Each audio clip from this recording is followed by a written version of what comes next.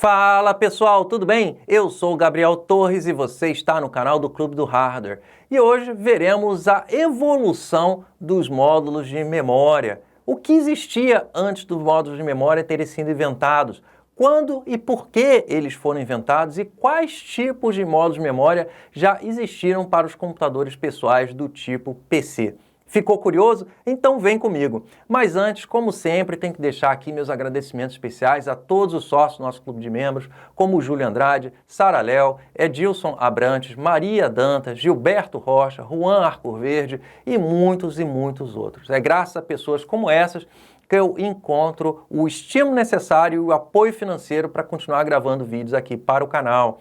Se você gosta do meu conteúdo, quer ter acesso antecipado aos meus vídeos, quer ter acesso a vídeos exclusivos, quer ter acesso a lives exclusivas, novidade aí no pedaço. E o mais importante, quer assim contribuir para que eu continue gravando vídeos aqui para o canal, então considere se tornar sócio do nosso clube de membros, o link está na descrição.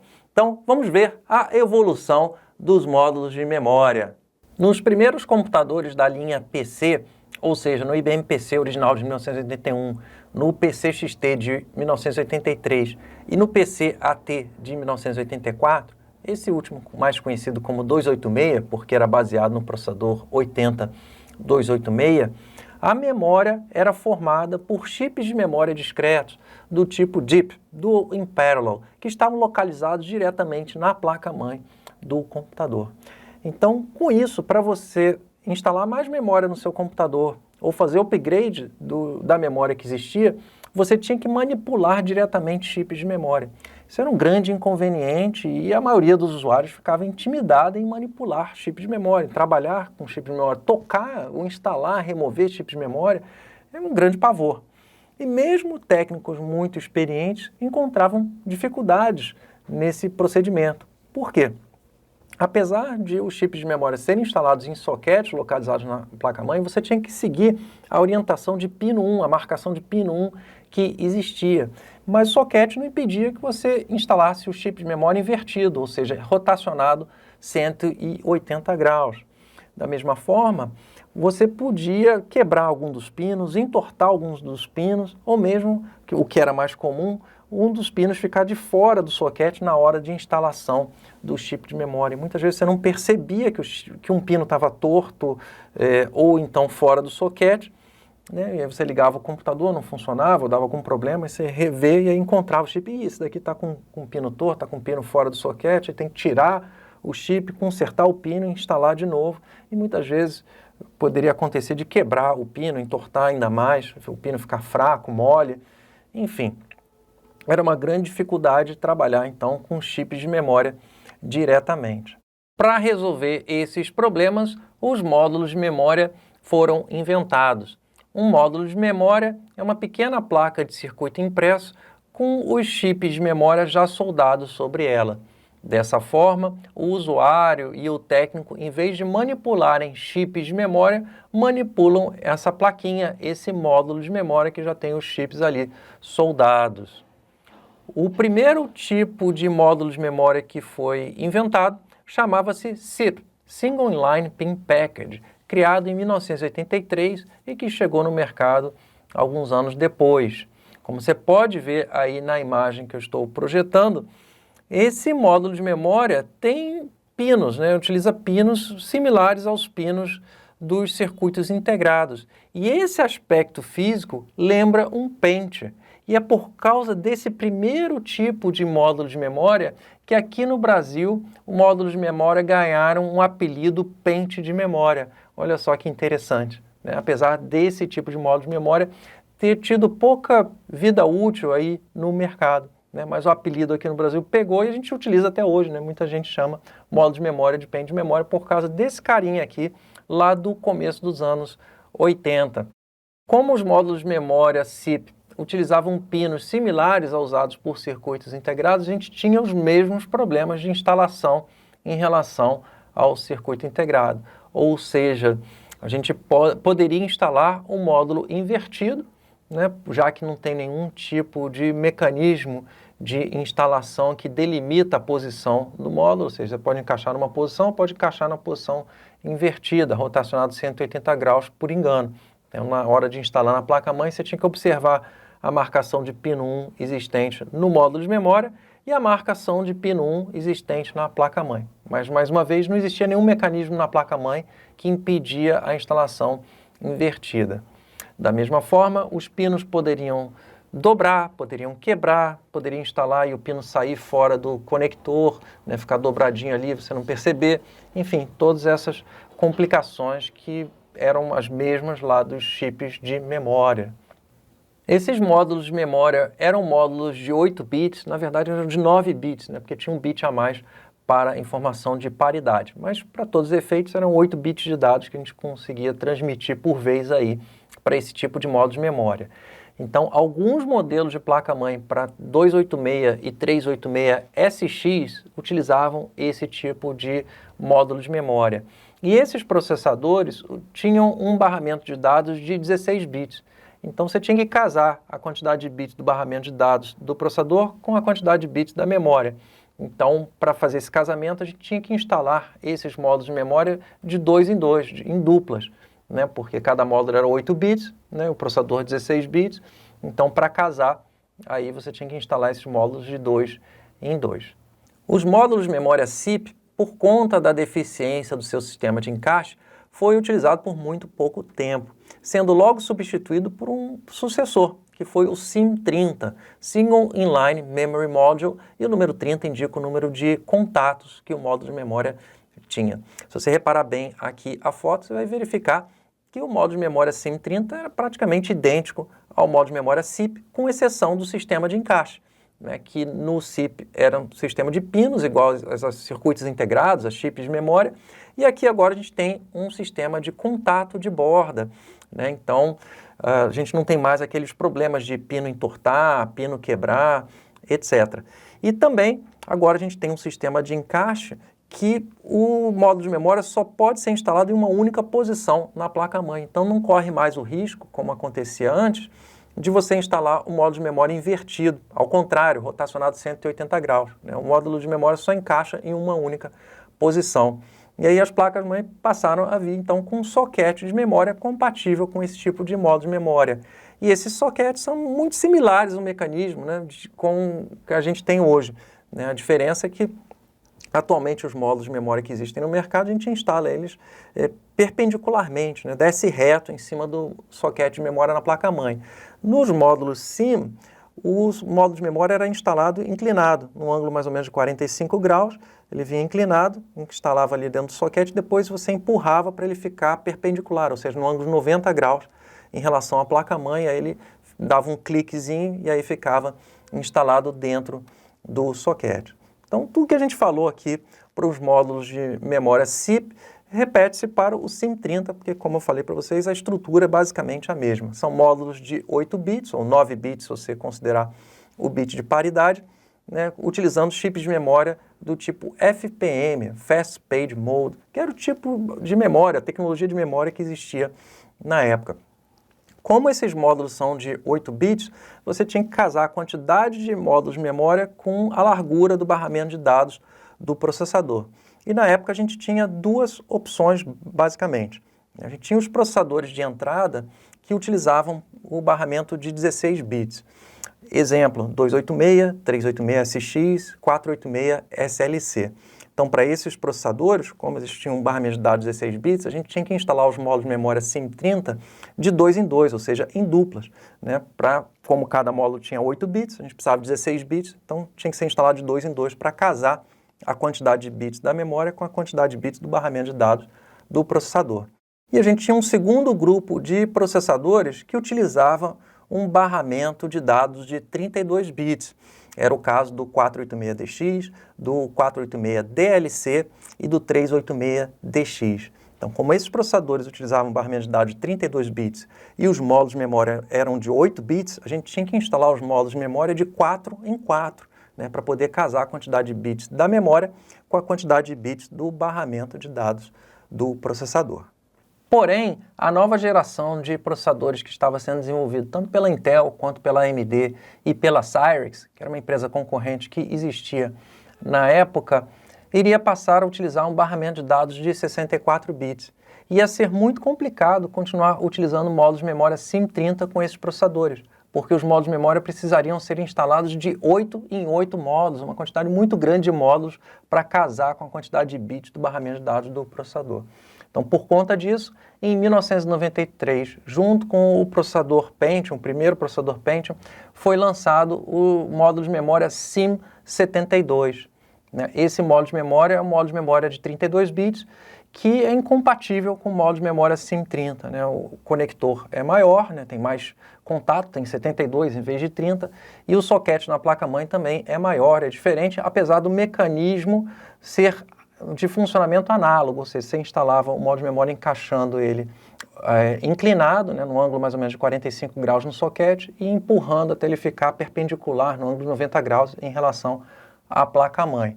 Mas era um módulo de 32 bits. Fabricantes de placa-mãe passaram então a lançar modelos de placa-mãe para o processador 486 utilizando o módulo de memória SIM72. Como esse módulo de memória é de 32 bits e o barramento de dados do processador também é de 32 bits, então você podia instalar os módulos de 1 em 1, livremente, tranquilamente, sem problemas. Já com os processadores com barramento de dados de 64 bits, que eram o primeiro Pentium no lado da Intel, o processador K5 no lado da AMD e o processador 686 ou 6x86 do lado da Cyrix, os módulos de memória SIM72 tinham que ser instalados aos pares, de 2 em 2, já que o barramento de dados era de 64 bits e o módulo era de 32. Então você precisava de 2 módulos de memória para formar 64 bits e casar a quantidade de bits da memória com a quantidade de bits do barramento de dados do processador. Os módulos de memória SIM72 podiam utilizar 2 tecnologias diferentes de chips de memória. Inicialmente, eles utilizavam as memórias do tipo FPM, Fast Page Mode, que é o mesmo tipo de chip de memória utilizado nos módulos SIM30. Posteriormente, os módulos de memória passaram a ter como opção chips de memória do tipo EDO, EDO ou EDO, como você preferir chamar, que significa Extended Data Out, que é um chip de memória mais rápido do que o tipo de memória FPM. Para a instalação desses módulos de memória SIM72 com chips EDO, o chipset da placa-mãe tinha que suportar esse tipo de memória. Na medida em que os processadores foram evoluindo, mais especificamente, na medida em que o clock externo, o clock do barramento do processador foi sendo aumentado, as tecnologias de memória que existiam na época, ou seja, FPM e EDO, se mostraram muito lentas para essa nova geração de processadores. Então, uma nova tecnologia precisava ser inventada e adotada. E os fabricantes decidiram, então, encampar o tipo de memória chamada síncrona, também conhecida como SDRAM, que é o tipo de memória que a gente utiliza até hoje com algumas modificações, com algumas evoluções. Então, já que o tipo de memória, o tipo de chip de memória precisava ser alterado, os fabricantes apresentaram uma nova ideia de módulo de memória também. Já que os processadores da época utilizam um barramento de dados de 64 bits, por que não já lançaram um módulo de memória de 64 bits usando esses chips de memória do tipo SDRAM? E aí, esse novo tipo de módulo de memória é chamado de DIMM, Dual Inline Memory Module, lançado em 1996. Aqui cabe uma explicação bastante interessante por que esses módulos de memória são chamados Dual Inline e os módulos anteriores são chamados Single Inline. O que acontece é que nos módulos de memória SIP e SIM, cada contato tem o mesmo significado nos dois lados da placa de circuito impresso. Então, os pinos de um lado estão eletricamente conectados aos pinos do lado oposto, de mesma numeração. Já nos módulos de memória DIMM, cada lado tem um significado diferente. Então, os contatos ou pinos de um lado não estão conectados aos contatos ou pinos do outro lado da placa de circuito impresso. Eles são independentes, por isso que é Dual Inline. Tá? Curiosidade bastante interessante. E aí também aproveitaram e lançaram módulos de memória específicos para notebooks, laptops, computadores portáteis, chamados SODIMM, Small Outline Dual Inline Memory Module. Foi uma novidade. Antes não existia módulos de memória específicos para laptops ou notebooks. E os módulos SODIMM, a primeira versão, foi lançada em 1997. Então, como esses módulos de memória são de 64 bits e o barramento de memória do processador é também de 64 bits, então é só instalar os módulos de um em um sem problemas.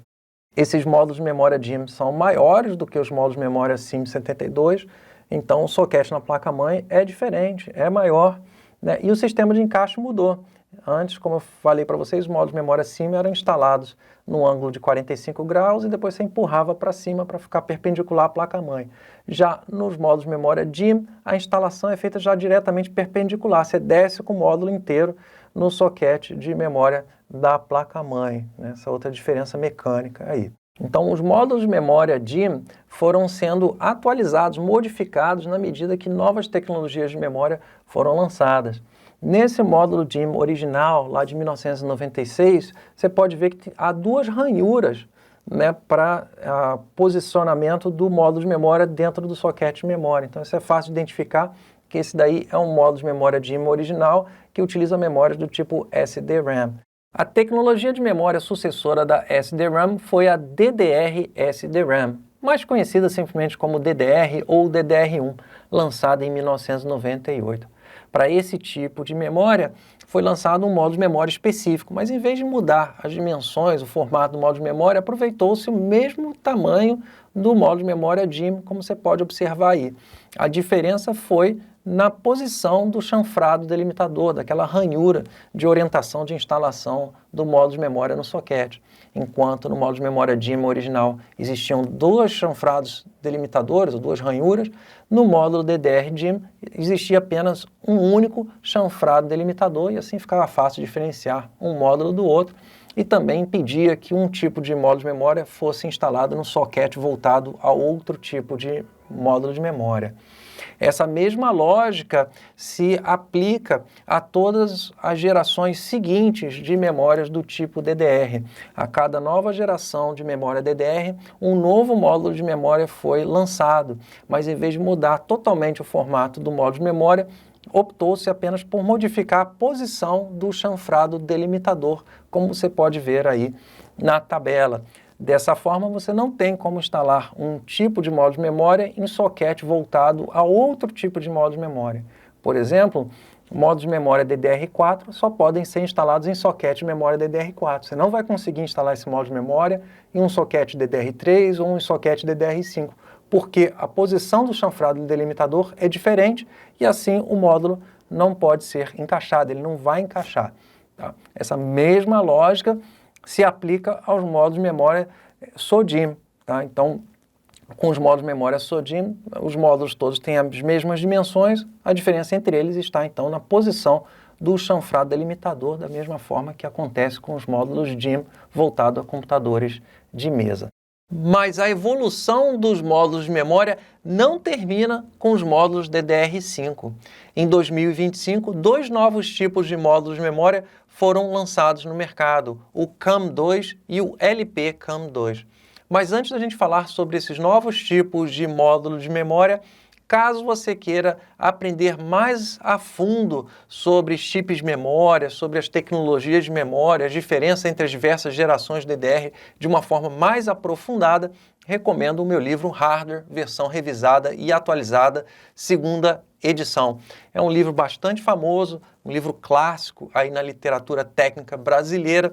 São mais de 1000 páginas de puro conhecimento, então você vai aprender muito lendo esse meu livro. O link está aqui na descrição. Em 2025, dois novos tipos de módulos de memória foram lançados. O CAM2, voltado para computadores de mesa, e o LPCAM2, voltado para computadores portáteis. O número 2 indica que é a segunda versão desse tipo de módulo. A primeira versão foi criada pela Dell, era um sistema proprietário que foi utilizado em um notebook específico da marca.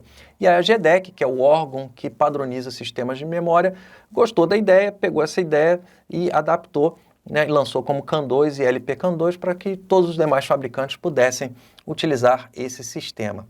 A grande diferença entre os módulos CAM2 e LPCAM2 em relação aos módulos de memória tradicionais está no sistema de encaixe. Nos módulos de memória tradicionais, como o DIMM, a gente tem um contato de borda.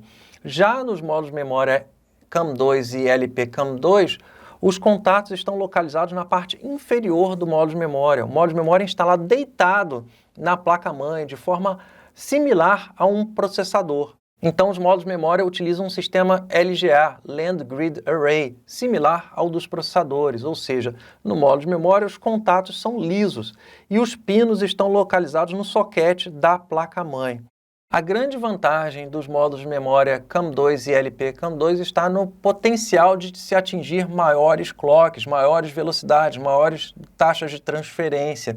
Isso porque a distância entre o processador e os chips de memória é drasticamente reduzida, né? E aí você tem um melhor desempenho, porque você vai ter menos interferência eletromagnética na comunicação entre o processador e os chips de memória. Outra novidade desses módulos de memória é que eles são módulos de 128 bits. Então, com isso, ele já tem 2 canais ativados de fábrica em apenas um único módulo. Você não vai precisar instalar os módulos aos pares, como acontece com o módulo DIMM, para poder ativar o módulo de 2 canais. Até porque não é possível instalação de 2 módulos de memória na placa-mãe.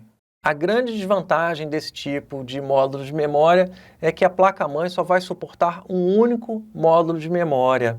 Isso significa que para você instalar mais memória no computador, você vai ter que remover o módulo de memória antigo e substituí-lo por um módulo de memória de maior capacidade. Você não vai ter a flexibilidade que a gente tem hoje de ter vários módulos de memória ao mesmo tempo no computador. Por conta dessa limitação de instalação de mais de um módulo de memória no computador, é muito provável que os módulos de memória CAM2 demorem para ser adotados no mercado de computadores de mesa. Isso se eles forem realmente adotados. Só porque um novo padrão é lançado, não significa que ele vai ser adotado pelo mercado. Isso vai depender se os fabricantes e os consumidores encamparem a ideia. Então não está muito claro para a gente ainda se esses módulos de memória vão ou não vão pegar. Já em relação aos módulos de memória LPCAM2, esses sim vão ser adotados com certeza, porque atualmente os fabricantes de computadores portáteis estão enfrentando limitações no desempenho dos chips de memória por conta da distância entre o processador e os chips de memória, né, que é proporcionada pelo sistema de encaixe, pelo sistema de módulos de memória SO-DIMM que é usado hoje. Isso tanto é verdade que muitos fabricantes estão soldando os chips de memória diretamente na placa-mãe do notebook, né, para ficar mais próximo possível do processador. Então, essa migração para os módulos LPCAM2 vai ser inevitável para computadores portáteis. E a gente tem essa dificuldade. Para fazer o upgrade de memória, você vai ter que abrir o notebook ou abrir uma portinha no notebook, se for o caso, dependendo do modelo, para tirar o módulo de memória e colocar outro no lugar, né? A gente vai ter que viver com isso. Outra diferença importante para a gente ressaltar aqui e encerrar o assunto é que os módulos de memória CAM2 usam memórias do tipo DDR, DDR-SDRAM, atualmente DDR5. Já os módulos LPCAM2 utilizam outro tipo de memória, que é LPDDR. Apesar do nome, são tecnologias diferentes que funcionam de formas diferentes. Tá? É só uma observação importante aí para você saber. Então essa foi a história completa da evolução dos módulos de memória desde lá do primeiro PC lançado em 1981 até os dias de hoje com o lançamento dos últimos tipos de módulos de memória que foram o CAM2 e o LPCAM2. Espero que você tenha gostado desse vídeo, tenha aprendido muito com ele. Considere comprar o meu livro de hardware para dar uma força aqui para mim, né, e para aprender ainda mais sobre memória de forma ainda mais aprofundada. Não deixe de considerar também se tornar sócio aqui do nosso clube de membros. Se inscreva no canal, caso você ainda não seja inscrito, e deixe aquele like maroto aí para fortalecer o nosso trabalho. Falou? Um grande abraço e até o próximo vídeo. Obrigado por ter assistido esse vídeo até o final. Caso você tenha dúvidas de informática, pergunte lá no fórum do Clube do Hardware, em clubedohardware.com.br.